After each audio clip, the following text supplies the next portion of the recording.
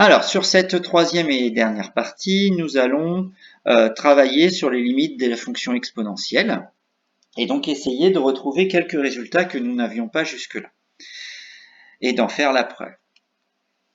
Alors, la première partie, c'est la suivante. On va essayer de démontrer que pour tout réel x, l'exponentielle de x est supérieur ou égal à x plus 1.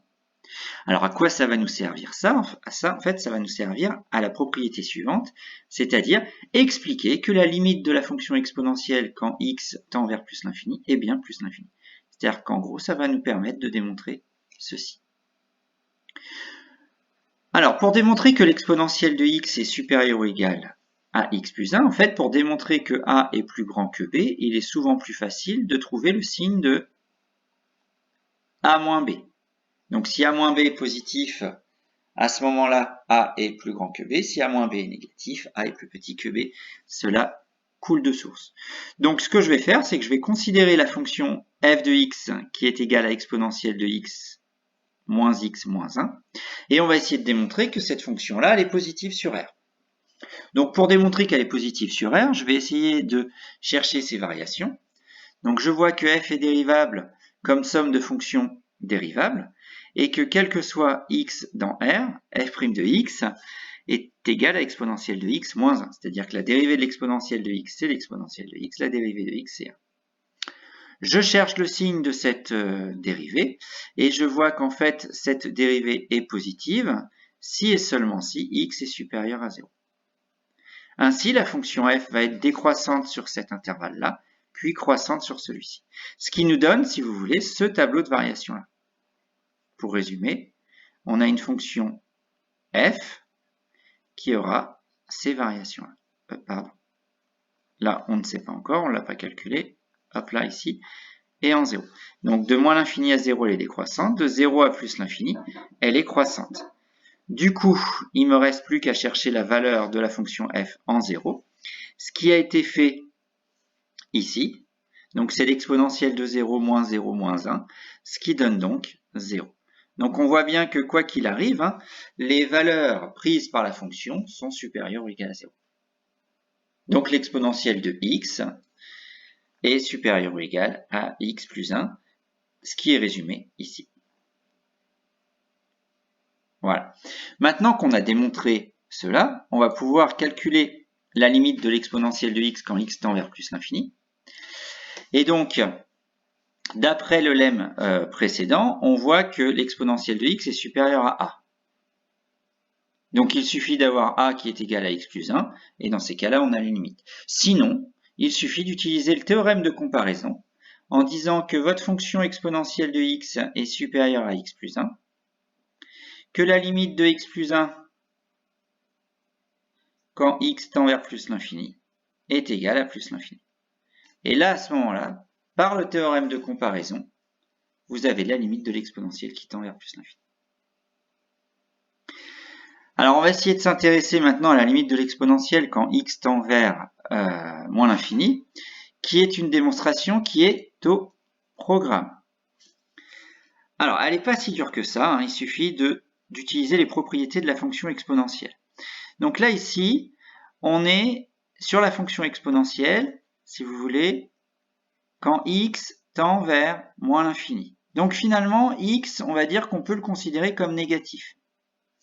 Donc là, on peut considérer un x strictement négatif. De toute façon, on le fera tendre vers moins l'infini. Et on sait que l'exponentielle de x, bien, c'est l'inverse de 1 sur exponentielle de moins x. Donc ça, c'est une propriété que l'on connaît sur la fonction exponentielle.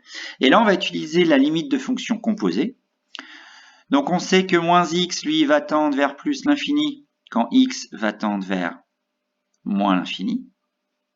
Donc ça, c'est à peu près logique. D'accord?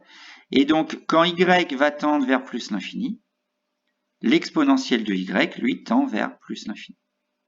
Finalement, par composition, on arrive à dire que la limite de l'exponentielle de moins x quand x tend vers moins l'infini, c'est plus l'infini.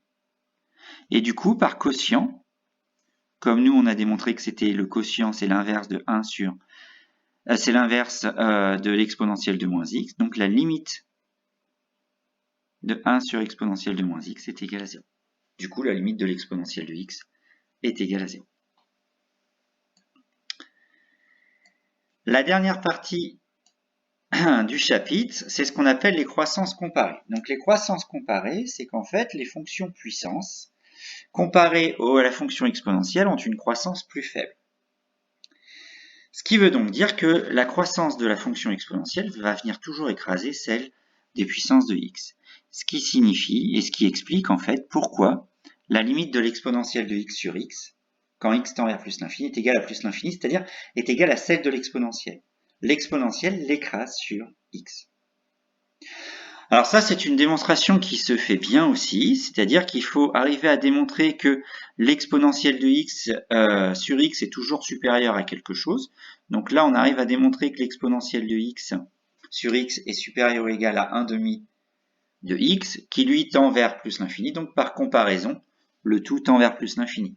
Donc là, je ne vais pas aller dans le détail de cette démonstration-là parce qu'elle n'est pas au programme.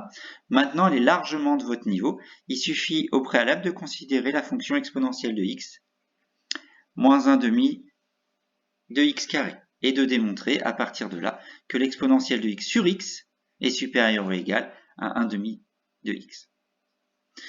De manière plus générale, on peut utiliser les croissances comparées pour calculer la limite de l'exponentielle de x sur x puissance n, quel que soit n entier naturel supérieur ou égal à 1. Et là, à ce moment-là, on voit que ça tend aussi vers plus l'infini. Donc là, il faut utiliser les propriétés que l'on a vues précédemment. La preuve est donnée. Encore une fois, elle n'est pas au programme.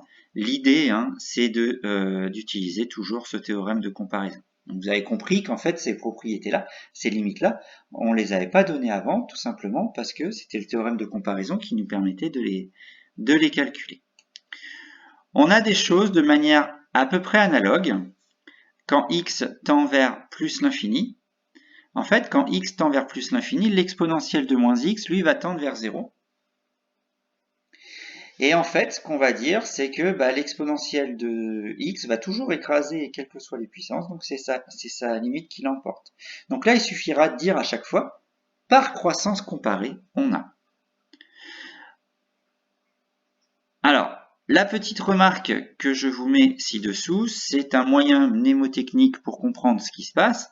L'idée, c'est qu'on dira souvent qu'en plus l'infini, l'exponentielle de x l'emporte sur toutes les puissances de x.